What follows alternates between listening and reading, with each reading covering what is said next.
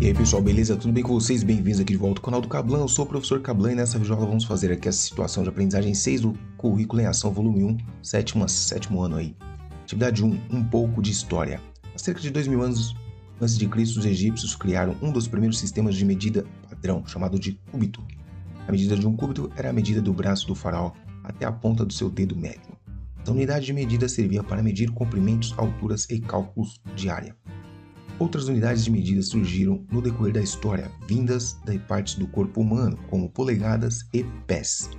Realize uma pesquisa sobre essas outras unidades de medida, compartilhando suas descobertas com os colegas e professor da sua turma. Você vai ter que pesquisar aí o que é polegada e o que é pés.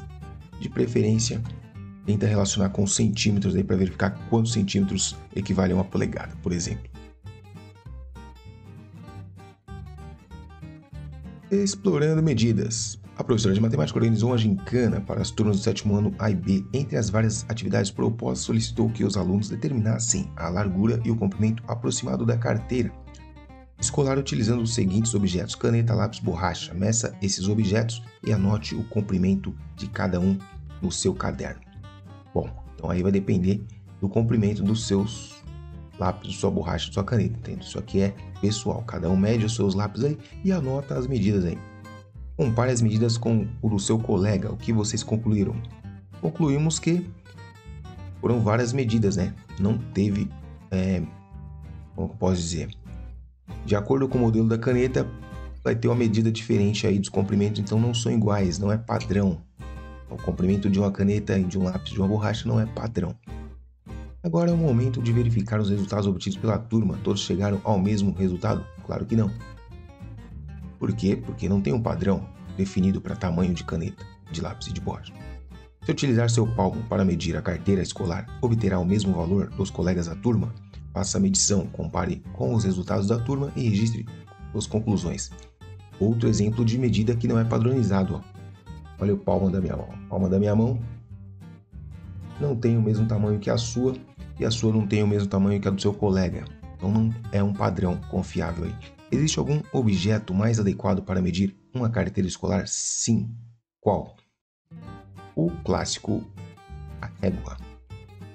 A régua é o objeto mais adequado aí para medir a carteira. Calculando perímetro e área. Continuando a gincana do sétimo ano, a professora mostrou vários objetos disponíveis na sala de aula e solicitou aos estudantes que medissem o perímetro do seu caderno utilizando uma régua. É possível calcular o perímetro e a área da capa do seu caderno? Como? Justifique sua resposta. Então, o perímetro vai ser os comprimentos somados dessas linhas aqui, ó. Cada segmento de lado, de reta que forma aqui esse desenho, tá? Isso é perímetro. Supondo que as medidas do seu caderno seja... Vou trabalhar com letras, tá? Então você tem aqui, ó, largura A e altura B aqui, ó. Certo? Então o perímetro do seu caderno será igual à soma dessas medidas aqui. Então você tem 2 vezes a medida B mais 2 vezes a medida A, tá? Então essas duas aqui são medidas que eu estou representando pelas letras. Porque também o caderno aí vai depender do modelo, tá? O seu caderno, deixa eu colocar a espiral aqui, ó. Bom, e a área? A área é obtida pelo produto, tá? Que é o produto, o resultado da multiplicação de A por B. Essas duas medidas aí que você vai descobrir qual que é a medida do seu caderno utilizando a régua. Fazendo cálculos no dia a dia, na terceira etapa da gincana, os alunos foram levados ao pátio da escola e pensarem a solução de alguns desafios matemáticos. Agora você e seu colega foram desafiados e deverão resolver os exercícios propostos na gincana de matemática. Carlos vai a pé para a escola. Seu trajeto de casa para a escola tem aproximadamente 650 metros. Sabendo que o passo de Carlos mede 40 centímetros, calcule quantos passos Carlos dá para ir da escola de casa até a escola. Vamos lá. Então a distância total aqui, ó, 650 metros, porém a medida do passo está em centímetro. Então, para fazer esse cálculo, nós vamos utilizar o metro, tá? Vamos utilizar o metro. Então, para isso, ó, vamos transformar 40 centímetros em metros. Basta dividir por 100, então vai dar 0,4 metros. Como que a gente faz divisão com números decimais? Igual às casas, ó. Eu tenho uma casa decimal aqui, então não tenho nenhuma aqui. Vou colocar um 0. E aí eu ignoro a vírgula. Pronto, agora eu tenho 6.500 dividido por 4, tá? Então, aliás, 6 dá para dividir por 4, uma vez só, né? 1 vezes 4, 4, para 6 sobra 2, baixou o 5. 25 por 4 vai dar 6. 6 vezes 4, 24, para 25 falta 1, baixou o 0. 10 por 4 vai dar 2, né? 2 vezes 4, 8, sobra 2, baixou o 0. E aí nós temos 20 por 4 vai dar 5. Então será necessário 1.625 passos para chegar na escola. Sabendo que a altura de Carolina é 3/4 da altura de Luísa e que a diferença entre a altura das duas é de 35 metros, 0,35 metros, qual é a altura da Carolina e a altura da Luísa? Então vamos escrever, ó, tudo em função da Luísa, tá? Então a Carolina, ela tem 3/4 da medida da altura da Luísa. A diferença entre a altura da Carolina e a altura da Luísa é de 0,35, tá? Então, vamos fazer o seguinte, ó. 3/4 é menor que 1 inteiro, correto? Então, vamos montar essa subtração da seguinte forma. Vamos pegar a medida maior, né, e colocar na frente, tá? Então, L inteiro é maior que 3/4 de L. Vamos pegar aqui, ó, a altura da Luísa menos 3/4 dessa altura, né, que é a altura da Carolina, vai dar uma diferença aí de 0,35. Para fazer essa conta aqui, nós vamos escrever, ó, uma fração com denominador igual a 4, ó, 4/4. Isso aqui equivale à unidade, é um inteiro. Só que agora eu tenho denominadores iguais e a gente sabe fazer mais fácil, né? Soma de frações com o mesmo denominador. No caso aqui é a subtração. Então, resolvendo essa conta aí, nós temos o seguinte, ó. Mantém o denominador, subtrai aqui os numeradores, 4 menos 3 dá 1, vezes a altura da Luísa, isso aqui é igual a 0,35. Portanto, a altura da Luísa, deixa eu ver se cabe aqui, vai ser igual a 4 vezes 0,35. 4 vezes 3 dá 12, ou seja, 1,20, com mais 4 vezes 5 vai dar 0,2. 1,22. Então, a altura da Luísa, deixa eu confirmar para ver se é isso mesmo. Fazendo a multiplicação aqui, ó, 4 vezes 0,35, 20 vai 2, vai dar 12, 14 vai 1. 1,40 na verdade. Então, 1,40 aí. 4 vezes, isso aqui dá 1,40, tá certo, 1,40 mesmo.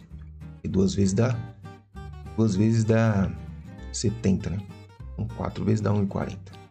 1,40 m é a altura da Luísa e a Carolina tem 3/4 disso. Então, 3/4 de 1,40. 3/4 de 1,40. O que acontece? Nós temos aqui, ó, é 0,35 vezes 3 vai dar 1,5, né? 1,5, isso aí. Então, 1,5 m aqui que a Carolina tem, eu vou chamar de C, tá? A Carolina tem 1,5 m, enquanto que a Luísa tem 1,40. Vou apagar aqui para fazer a próxima. Diego corre diariamente 8 km, mas na segunda-feira só conseguiu correr 4/5 dessa distância. Quantos metros ele correu? Então, ele corre diariamente 8 km. Quantos metros ele correu na segunda? Será que ele quer saber na segunda? Vamos supor que seja na segunda, né? Então na segunda-feira ele correu 4/5 de 8. 4/5 de 8 vai dar exatamente, olha só, vamos ver. 4 vezes 8 vai dar 32. 32 dividido por 5. 30 por 5 dá 6. E 2 por 5 dá 0,4. Então é 6,4. 6,4 aí metros. Ou quilômetros, né, no caso. O que ele percorreu, que é 4/5 de 8. Pedro vai cercar seu terreno com 3 voltas de arame. 3 voltas de arame, sabendo que o terreno retangular mede 10 por 25. Então, ó, 10 por 25. Tá? 25 por 10. Então, o que acontece? Aqui nós precisamos saber o perímetro.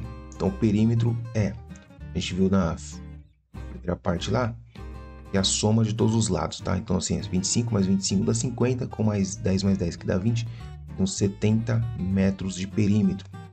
Como ele vai dar 3 voltas, então vai ser 3 vezes 70 metros, vai dar 210 metros de arame para cercar aí esse terreno. Beleza, é isso aí, cara. Vamos fazer aqui rapidamente aqui. O que mais?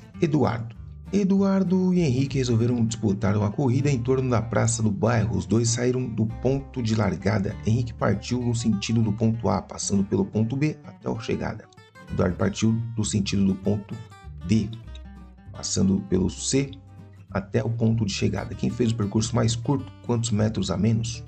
Então, vamos começar aqui. Um cara que partiu do ponto A, no sentido largada, né? Partiu para cá, no sentido ponto A. E o outro partiu para cá, no sentido ao ponto D. Então vamos ver, Eduardo. Quem que partiu? O Henrique, né? Partiu aqui, ó. Aqui é o Henrique e aqui é o Eduardo. Então o Henrique ele andou 3,3 metros, depois 8,2 e depois mais 3. E chegou. Então aqui 3 inteiros, ó, 0 décimos, vírgula embaixo de vírgula, que vai dar 5, desce a vírgula, 6 com mais 8, vai dar 14. 14,5 metros foi o que ele andou. Agora o outro ele percorreu 5, depois 6,1 e depois mais 4,2. Somou tudo, ó, 5 inteiros, aqui é 0 décimos, vai dar 3, vírgula embaixo de vírgula, 10, 15.